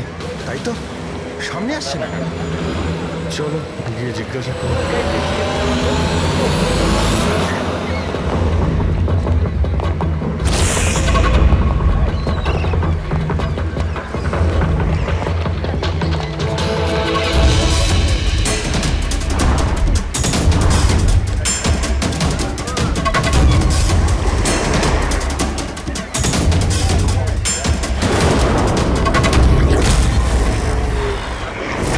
স্যার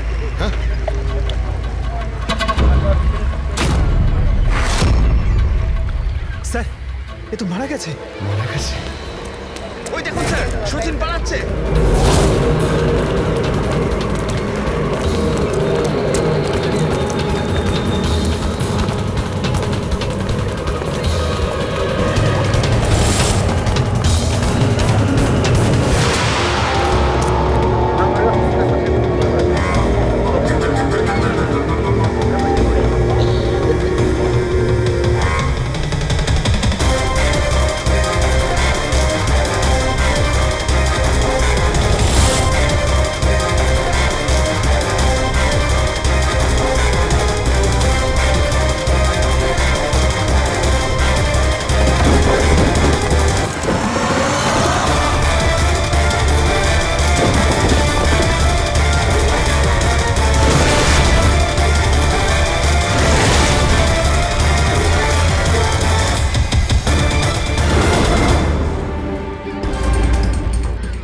স্যার ওই লোকটা মনে হয় এমন কিছু রহস্য জানতো যেটা সচিন চাইতো না আমরা জানতে পারি, আর হয়তো সেই জন্যই ওকে মেরে ফেললো।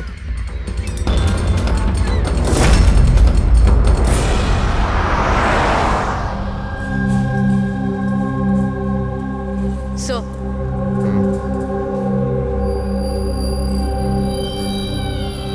কি জিজ্ঞেস করতে চান আপনি আমাকে? আপনার হাজবেন্ড সচিনের ব্যাপারে আপনি কি বলতে পারবেন ও কোথায় আছে? এটা কিরকম প্রশ্ন ইন্সপেক্টর? আপনারা তো জানেন কিছুদিন আগে একটা প্লেন ক্র্যাশে। আগে না, সচিন বেঁচে আছে। বেঁচে আছে? আগে হ্যাঁ। আর আপনি হয়তো এটা শুনে খুবই কষ্ট পাবেন যে ও একটা খুন করে পালিয়েছে। এমনিতে তোমার স্বামী সচিন কত টাকা পেয়েছিল এই ষড়যন্ত্রে যুক্ত হয়ে? টাকা? টাকা পাইনি। টাকা যদি পেয়ে থাকতো তাহলে আমি কফি শপে কাজ করতাম না। আর এমনিতেও আমাদের রিলেশন ঠিক চলছিল না। আপনাদের মধ্যে বনিবনা হচ্ছিল না? কি বলতে চাইছেন, মানে জিজ্ঞেস করতে পারি কি প্রবলেম ছিল? দীপ্তি নামের একটা মেয়ে আছে, এয়ার হোস্টেস। অনেকবার বলতো যে তোর সাথে ডিভোর্স নিয়ে ওর সাথে থাকতে চাই। কোথায় থাকে ও? সিঙ্গাপুর। সিঙ্গাপুর? কি সচিন বেঁচে আছে? এ হতে পারে না স্যার, আমরা নিজের চোখে ওকে প্লেনে উঠতে দেখেছিলাম। স্যার এত বড় দুর্ঘটনার ওর বেঁচে থাকার কোনো সম্ভাবনাই নেই স্যার। আর ও যদি প্লেন থেকে প্যারাশুট নিয়ে লাফ দেয় তাহলে? না স্যার, যদি প্যারাশুট নিয়ে লাফ দিত তাহলে কেউ না কেউ তো নিশ্চয়ই দেখতে পেত। আমরা কিছু মিস করে যাচ্ছি না তো? কি একটু আগে তুমি কি বললে, কি মিস করেছো? না না স্যার, কিছু না। তোমাদের অ্যাপিয়ারেন্স বলছে যে তোমরা কিছু লুকোচ্ছ, তাই তো? কি ব্যাপার বলো, বলো তাড়াতাড়ি। সরি স্যার, আমরা ওই ছোট একটা ভুল করে ফেলেছিলাম। কিরকম ভুল? স্যার, যখন প্লেন টেক অফ করেছিল আমরা ওখানে ছিলামই না। আপনারা এত বড় ভুল কি করে করতে পারেন? হ্যাঁ স্যার ওই প্লেন যখন রানওয়েতে দৌড়চ্ছিল স্যার কিছু বিস্ফোরণ হলো স্যার। কিরকম বিস্ফোরণ? স্যার, কেউ একজন চকলেট বোম ফাটিয়েছিল, তো আমরা ওইটাই দেখতে গিয়েছিলাম যে কোথাও কিছু হয়নি তো। আরে এটা তো চকলেট বোম। আর স্যার যখন আমরা ফিরে এলাম তখন দেখলাম যে প্লেন উড়ে গেছিল স্যার। এটা ওই দাড়িওয়ালারই কাজ হবে স্যার। ওদের কনসেন্ট্রেশন নষ্ট করার জন্য। হ্যাঁ, কিন্তু অভিজিৎ, কেন? কিসের মোটিভ থাকতে পারে ওদের কনসেন্ট্রেশন ব্রেক করার জন্য? কিছু না কিছু তো গোলমাল আছে অভিজিৎ। আচ্ছা, যখন বোমটা ব্লাস্ট হয় তখন প্লেনটা বায়ুস্তরের কোন জায়গায় ছিল? ওখানে গিয়ে দেখো। আসুন স্যার। চলো দেখো। আসুন।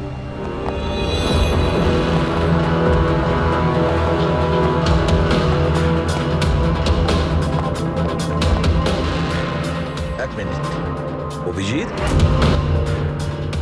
এ তো রক্ত, শুকিয়ে যাওয়া রক্ত।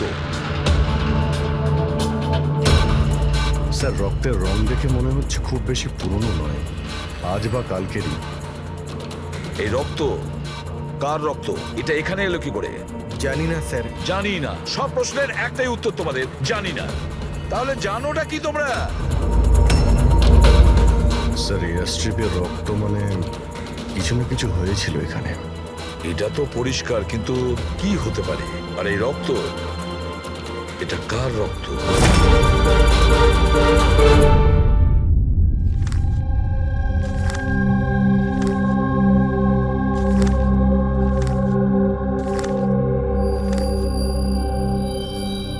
বস, জানতে পেরে গেছি ওই এয়ার স্ট্রিপে যে রক্ত ছিল ওটা কার? কার ছিল? এর পাইলট সচিনের।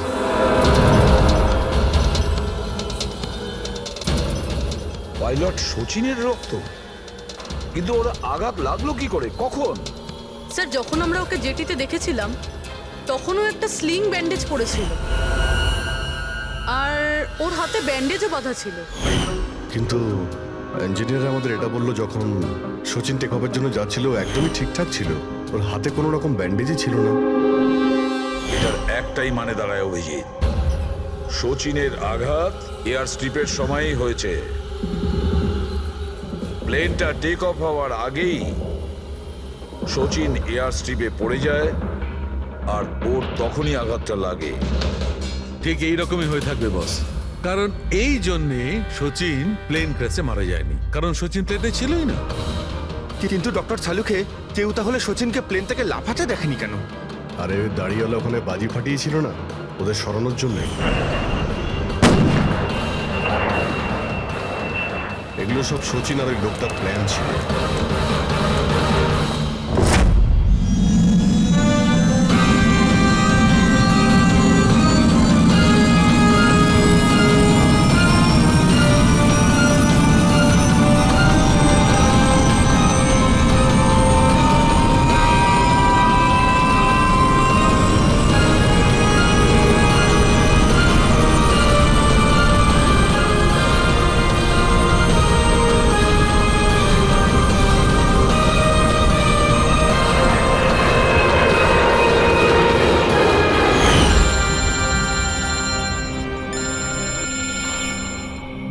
Hello, okay. Thank you sir. সচিনের ওই গার্লফ্রেন্ড দীপ্তি যে সিঙ্গাপুরে থাকে, ওর নাম্বার পেয়ে গেছি। সচিন কি হয়েছে ওর? ও ঠিক আছে তো? দীপ্তি একটা কথা বলো, শেষবারের মতন সচিনের সঙ্গে তুমি কবে কথা বলেছিলে? 2 দিন আগে। 2 দিন আগে? কিন্তু সচিনের ওয়াইফ তো আমাদের বলেছে তোমাদের দুজনের সম্পর্ক ভেঙে গেছে। না, হয়তো ওর বউকে এটা বলেনি যে ও আমার সাথে মিট করতে সিঙ্গাপুরে আসছে। আচ্ছা, সচিনের কবে আসার কথা সিঙ্গাপুরে? 1 সপ্তাহ বাদে।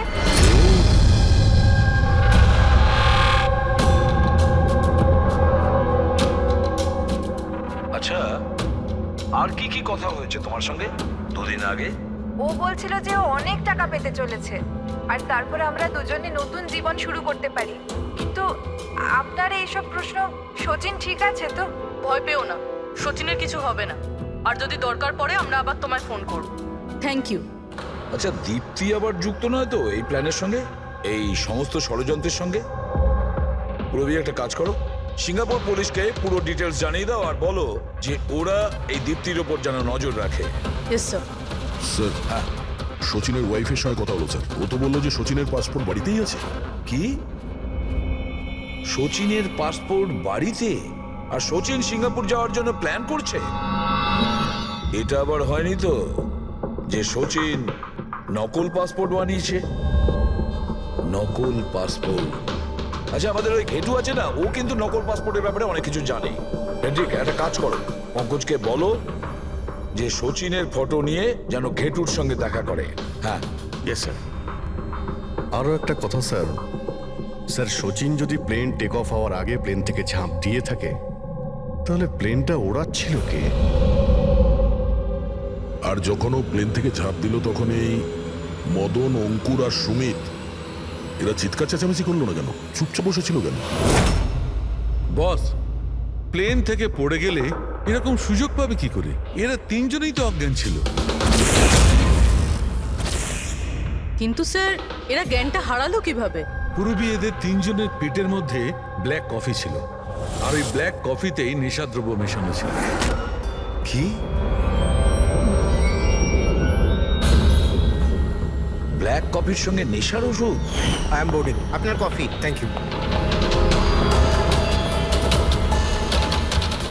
তাহলে নিশ্চয়ই এটা সচিনের প্ল্যানের পার্ট ছিল।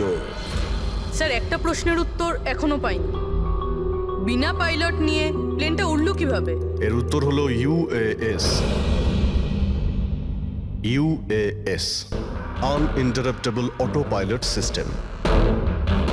এই প্রোগ্রাম দিয়ে মাটিতে থেকে আকাশে ওড়া প্লেনকে কন্ট্রোল করা যায় স্যার, যে কোনো জায়গা থেকে। হ্যাঁ স্যার, আমরা এই ফরেন্সিক ল্যাবে দাঁড়িয়েও যে প্লেনটা আকাশে উঠছে তাকে কন্ট্রোল করতে পারি।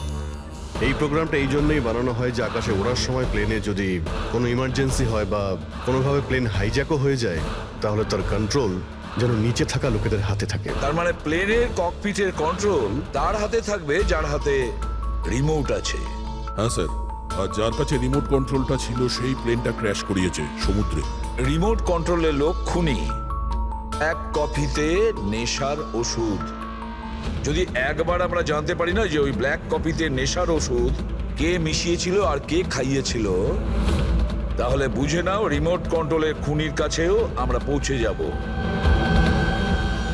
Remote control. Black coffee? Sir, Madan তো ব্ল্যাক কফি খেতেন না, ওনার হাই ব্লাড প্রেশার ছিল।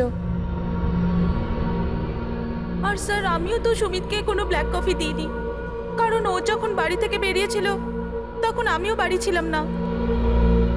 দেখুন, আমরা ওই 3 জনের পেট থেকেই ব্ল্যাক কফি পেয়েছি, যে সেই নেশার ওষুধ মিশিয়েছিল। আর আপনারা বলছেন যে আপনারা কেউ নিজেদের স্বামীকে ব্ল্যাক কফি খাওয়াননি। হতে পারে অন্য কেউ ওনাদের ব্ল্যাক কফি খাইয়েছিল, বা হতে পারে বাইরে যেখানে গিয়েছিল সেখানে খেয়েছিল। কোথাও গিয়েছিল কি? হ্যাঁ স্যার, ওকে আমাদের ড্রাইভার এয়ারপোর্টে ছাড়তে গেছিল। তাহলে হতে পারে যে ও বাইরে কোথাও কফি খেয়েছে, তাহলে ড্রাইভার জানতে পারে। রুবি, ওকে একবার ডাকুন তো, কোথায় আছে ও? স্যার যবে এই ঘটনা ঘটেছে তবে থেকে ও কাজে আসছে না, ও আমার ফোনও তুলছে না। তার মানে অভিজিৎ, এই রবি কাল থেকে উধাও।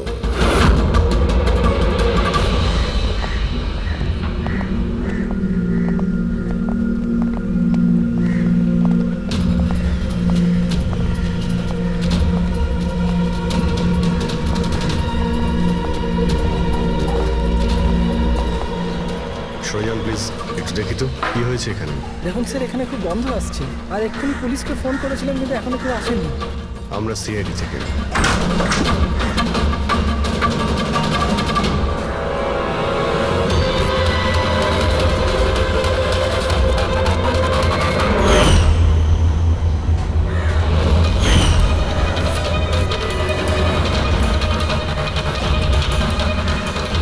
স্যার আরও একটা খুন।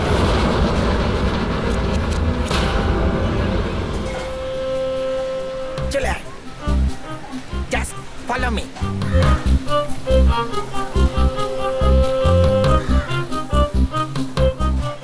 পঙ্কজ, চুপচাপ আমার পেছন পেছন চলতে থাকবি যতক্ষণ আমি এখানে আছি। তোর ঘাবড়ানোর কোনো দরকার নেই। এই যে ঘেটু, আমি না ভয় পাই না, আমি একজন সিআইডি অফিসার। চুপচাপ চল, ফলো মি, ওইদিকে চল।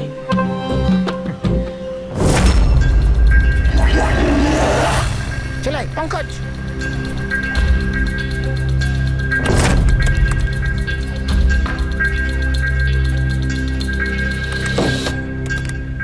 কি বন্ধু, শুনেছি তুমি খুব সুন্দর পাসপোর্ট বানাও। কে বললো? আমার একটা বন্ধু বলেছে। বন্ধু? কে বন্ধু? এ না, আমি চিনি না একে।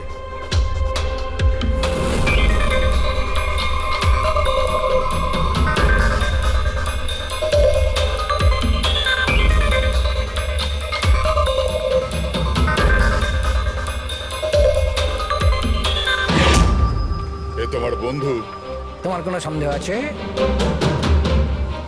খুব ভালো করে চিনি আমি একে। এর পাসপোর্টও রেডি হয়ে পড়ে আছে আমার কাছে। আরে বাহ, তাহলে তো আমারও পাসপোর্ট হয়ে যাবে, তাই না? হয়ে যাবে, কিন্তু 2টো পেটি লাগবে। আরে দেবো তো 2 পেটি। বলো না কি চাই, আম চাই না 2 পেটি আপেল চাই, বলো কি চাই? এই শালা, 2 পেটি মানে 2 লাখ। 2 লাখ? 2 লাখ? চল এটা বল, তোর নাম কি লিখবো পাসপোর্টে? Sub inspector Pankaj, CID. CID? হ্যাঁ, সিআইডি। আরে আরে আরে, আমি কি করেছি তোমার? শুধু তোরই নয়, যত নকল পাসপোর্ট বানায় সব ধান্দা বন্ধ হয়ে গেছে। যে প্রশ্নগুলো আমি করব সবকটা সত্যি সত্যি উত্তর দিবি, না হলে 2 লাখ বার উঠবস করাবো, বুঝেছিস? জিজ্ঞেস করো, জিজ্ঞেস করো কি করবার আছে। এ ওর নকল পাসপোর্ট নিতে কখন আসবে? জানি না। জানিস না? আজ সন্ধ্যেবেলা, আজ সন্ধ্যেবেলা। দেখলে পঙ্কজ, খেঁচুর কামাল। স্যার রবির ঘর থেকে যে বোতলটা পাওয়া গেছে, ওখানে ওই নেশার ওষুধটা আছে যেটা সালুনকে স্যার ব্ল্যাক কফিতে পেয়েছিল। ওই রবি ছাড়া আর কারোর আঙ্গুলের ছাপ পেয়েছিলে ওই বটলে? হ্যাঁ স্যার, রণদীপের।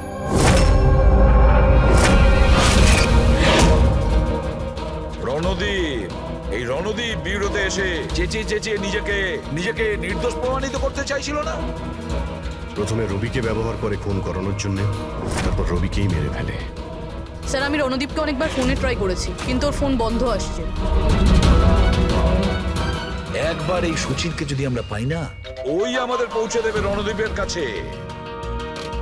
সন্ধেবেলায় তো আসছে নিজের নকল পাসপোর্ট নেওয়ার জন্য।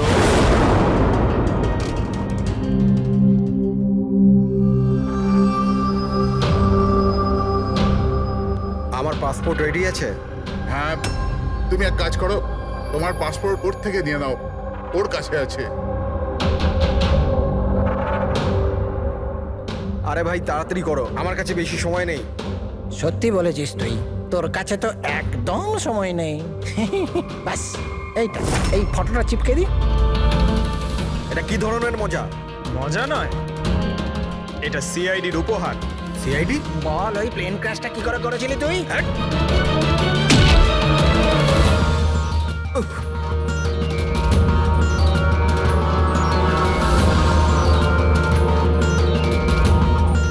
সিআইডি থেকে পালিয়ে টেক অফ করা এত সহজ নয়। ইমার্জেন্সি ল্যান্ডিং করতে হয় অপরাধীদের। টাকার লোভে আমি অন্ধ হয়ে গিয়েছিলাম। এই কাজের জন্য আমায় 50 লাখ টাকা দেওয়া হয়েছিল, কিন্তু কিন্তু আমি জানতাম না যে স্যার ওরা মারা যাবে।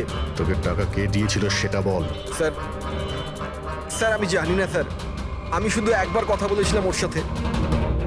পঙ্কজ, ইন্টারনেটে ভালো করে দেখো এই রণদীপের কোনো ইন্টারভিউ পাওয়া যায় কিনা। স্যার পেয়ে গেছি। আমি আমার সাফল্যের সব কৃতিত্ব আমার কঠোর পরিশ্রম আর না হারা মনোভাবকে দেব। এই পৃথিবীতে কোনো কিছুই অসম্ভব। আমি কোথায় ছিলাম আর কোথায় এসে পৌঁছেছিলাম। স্যার স্যার এটা ওনারই আওয়াজ স্যার, আই এম শিওর এটা ওনারই। গলার স্বর রণদীপের আর ওই শিশিতে আঙুলের ছাপও রণদীপের। রণদীপ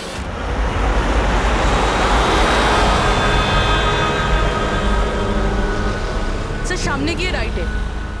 স্যার এই রণদীপের ফোন তো অফ বলছে, ওর লোকেশন কি করে ট্র্যাক করব? আরে ফোন বন্ধ তো কি হয়েছে পঙ্কজ, ওর ভিডিওটায় মনে আছে? ওই ভিডিওটার মধ্যে ওর হাতে একটা ব্রেসলেট পড়েছিল। আমি ওই ইন্টারভিউ দ্বিতীয়বার চেক করেছি। কিন্তু স্যার ব্রেসলেট দিয়ে লোকেশন কি করে ট্র্যাক করব? পঙ্কজ, ওটা কোনো অর্ডিনারি ব্রেসলেট নয়।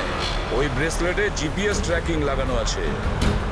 আর এরকম ব্রেসলেট বেশিরভাগ টাইপ 1 ডায়াবেটিসের লোকেরাই পরে। ব্রেসলেটে জিপিএস থাকে স্যার? হ্যাঁ, তার কারণ হলো যে ওর শরীর যদি কোনো সময় খারাপ হয়ে যায় বা ওর মাথা ঘুরে যায়, তাহলে ওর পরিবারের লোকেরা জিপিএস এর সাহায্যে ওকে সহজেই ট্র্যাক করতে পারবে। কিন্তু স্যার এই জিপিএস বলছে রণদীপ কুন্ডু বাড়িতে আছে।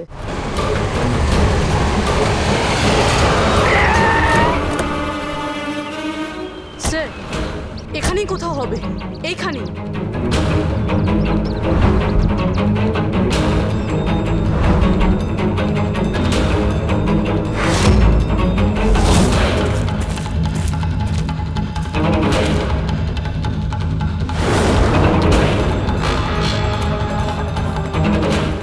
এইদিকে স্যার। স্যার এখানেই কোথাও হবে। ওর হার্ট রেট ক্রমশ কমে আসছে। হার্ট রেট ক্রমশ কমে যাচ্ছে, এদিকেই ও কোথাও আছে। দাঁড়া দাঁড়া, এই মাটিটা অন্যরকম মনে হচ্ছে কেন? এই মাটির নিচে আবার নেই তো? হতে পারে।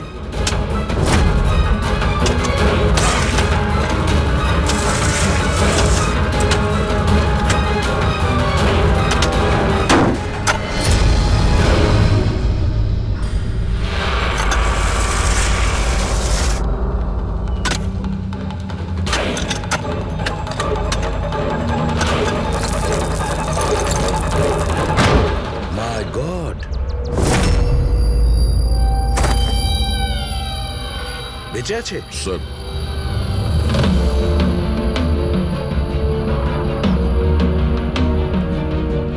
স্যার, আমরা তো ভেবেছিলাম যে এই লোকটাই খুনি, কিন্তু এখন দেখছি ওই তো মারা যাচ্ছিল। স্যার আমার মনে হয় না রবির খুন রণদীপ করেছে বলে, কারণ ব্যুরো থেকে বেরোনোর পরে ওর ব্রেসলেটের লোকেশন এখানটাই ছিল, ও অন্য কোথাও যায়নি। তার মানে যে শচীনকে টাকা দিয়েছিল সে রণদীপ ছিল না, অন্য কেউ ছিল। কিন্তু স্যার ভয়েস তো ওরই ছিল, গলার আওয়াজ তো ওরই ছিল। রবি, আওয়াজ চেঞ্জ করে কথা বলা কোনো ব্যাপার না। আর আজকাল স্যার এমন এমন মোবাইলের অ্যাপ এসছে যার সাহায্যে যে কেউ যে কোনো আওয়াজে কথা বলতে পারে। কিন্তু কে কে সে যে রণদীপকে ফাঁসানোর চেষ্টা করেছিল? সে কে ছিল যে কিনা নিজের ভয়েস চেঞ্জ করার অ্যাপ ইউজ করেছিল?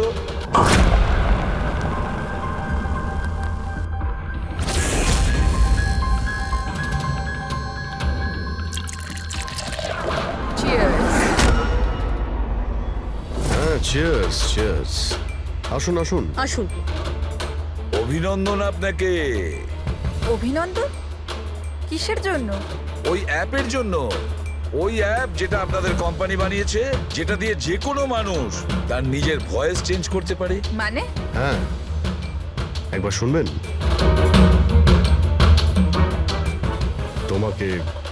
তোমার অপরাধের জন্য এবার জেলে যেতে হবে। তোমার অপরাধের জন্য এবার জেলে যেতে হবে। এটা কি ধরনের মজা? এটা মজা নয়, এই ডিভাইস দিয়েই তুমি রণদীপকে ফাঁসানোর চেষ্টা করেছিলে, তাই না? পুরবি, অ্যারেস্ট করো একে। চলুন ম্যাডাম।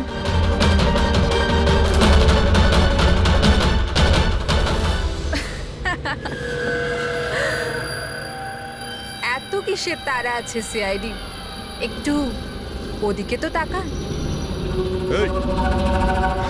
ছেড়ে দাও ওকে। বোকামি করো না। এই ছেড়ে দাও এদের।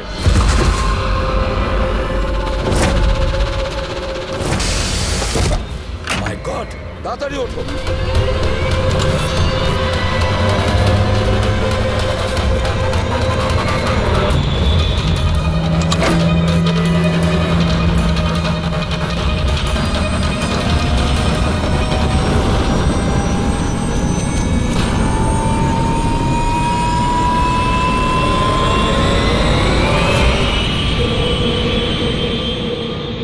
Good bye CID.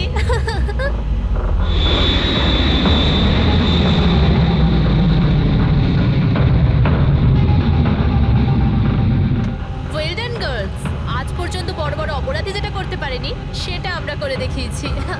সিআইডি তো পাগল হয়ে গেছে মনে হয়। আরে ওসব তো ঠিক আছে, কিন্তু আমরা যাব কোথায়? অরিজিনাল প্ল্যান তো আমরা ভেস্তে ফেলেছি। ভেবে দেখি, কোনো না কোনো রাস্তা তো পেয়েই যাব।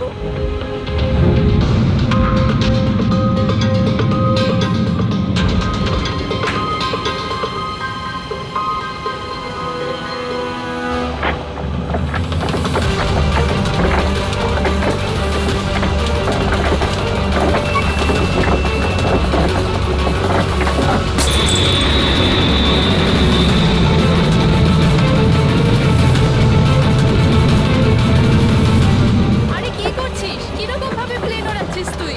আরে আমি চালাচ্ছি না রে। তুমি তো বলেছিলে যে তুমি প্লেন চালাতে পারো। আরে আমি এটা করছি না, এটা নিজে থেকে হচ্ছে। ও নো, প্লেন তো নিচে যাচ্ছে।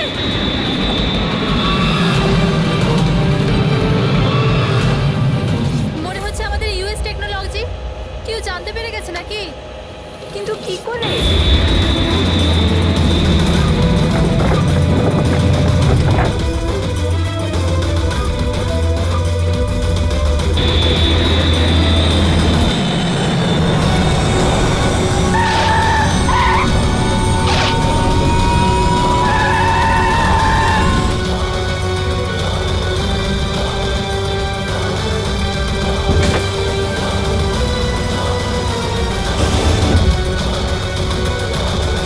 Thank you. আসুন।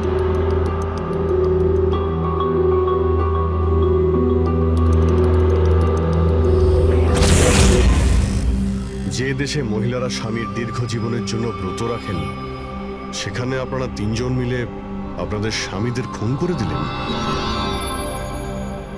নিশ্চয়ই কোনো উপযুক্ত কারণ ছিল এর। হ্যাঁ, কারণ ছিল। আমাদের হাজবেন্ডরাও ধোয়া তুলসী পাতা ছিল না। হ্যাঁ, লোকেদের কাছে তো এমন দেখাতো যে ওরা আমাদের খুব ভালোবাসে, কিন্তু বাড়িতে কিছু অন্য গল্প হতো। না আমরা কোনো ভালোবাসা পেলাম, আর না কোনো সম্মান। অঙ্কুর তো কতবার রিয়ার উপর হাতও তুলেছিল। হসপিটালেও ভর্তি হতে হয়েছিল ওকে। এই সব থেকে বিরক্ত হয়ে আমরা আমাদের স্বামীদের কল করে হুমকি দিচ্ছিলাম। আর ভাবলাম সুযোগ ভালো আছে, তাই আমরা ওদের মেরে ফেললাম।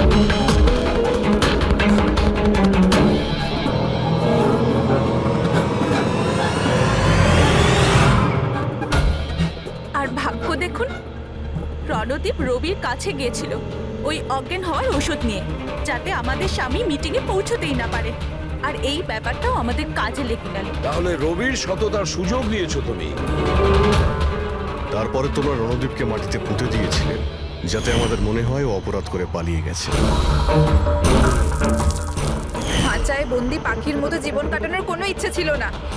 আমরা স্বাধীনভাবে শ্বাস নিতে চেয়েছিলাম। স্বাধীনভাবে শ্বাস নেওয়ার আরো কিছু পথ খোলা আছে ম্যাডাম। স্বামীকে খুন করা সব থেকে ভুল সিদ্ধান্ত। এটা ঠিক করতে যদি স্বামীর কাছ থেকে সরে যেতে, কিন্তু না, তোমরা তিনজন এমন রাস্তা বেছে নিয়েছো যে রাস্তা তোমাদের অন্ধকারে নিয়ে যাবে, আর সেটাও জেলের গড়াদের পেছনে।